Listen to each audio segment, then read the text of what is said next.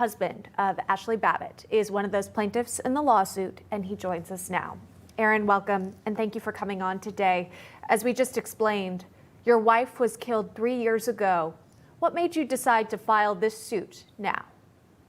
It wasn't a matter of deciding to file it now. This has been in the works for well over 2.5 years. I mean, I've been through one attorney team, and I was unrepresented for about 6 months, and then I got into the good graces of Judicial Watch. So I've been working with Judicial Watch for the last 1.5 years on this.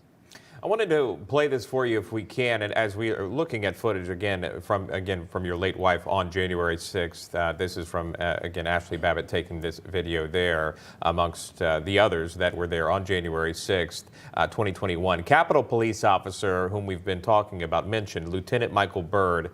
He's defended his actions on that day. In an interview with Lester Holt, this was back in 2021, he said there was no other choice, and here's that soundbite, Aaron. What made you pull the trigger? Last resort. I tried to wait as long as I could. I hoped and prayed no one tried to enter through those doors. But their failure to comply required me to take the appropriate action to save the lives of members of Congress and myself and my fellow officers. And again, to remain factual as possible with you, Aaron, as you well know, Lieutenant Michael Byrd, again, never charged, never reprimanded for those actions on January 6th. But do you ever wonder why he was the only one there pulling the trigger on January 6th and his decision that day? Yeah, of course I do. But, he says, she didn't comply. Well, he didn't give her an opportunity to comply.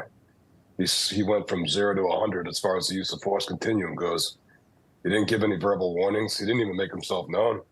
One of the door cops that was on Ashli's side specifically says, and we lay it out in our claim, that in the shooting investigation, he told the investigators that, yeah, I saw him, referring to Byrd.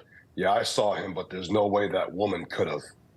So, and there's other officers in that area that are on record saying that they heard no verbal warnings. So my wife Ashli never knew he was even there. He didn't give her an opportunity to comply. Ashli was 14 years security forces in the Air Force, a military police officer. She knows what it means. She knows if there's a gun pointed at her and she's getting verbal warnings, and we've progressed up that ladder of use of force, she knows she's going to get shot. And I don't really think there's a lot of people in this world that want to get shot with a .40 caliber round. So she would have complied if she was given the opportunity, but she was not. Aaron, with working alongside Judicial Watch in this case, do you have sort of a strategy to present this side and to prove evidence? Do you plan on calling witnesses who would have been there that day? Oh yeah. There's going to be a lot of depositions going on. This discovery is going to be, the biggest part of it for us is dragging all this out. There's a lot of people named in that complaint. Everybody.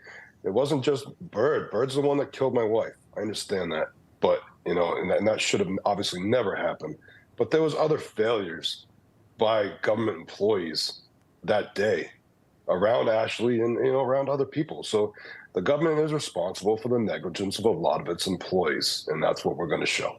Well, we'll continue to follow the lawsuit there. Again, Aaron Babbitt joining us with that and the latest details on that. Aaron, thank you for your time.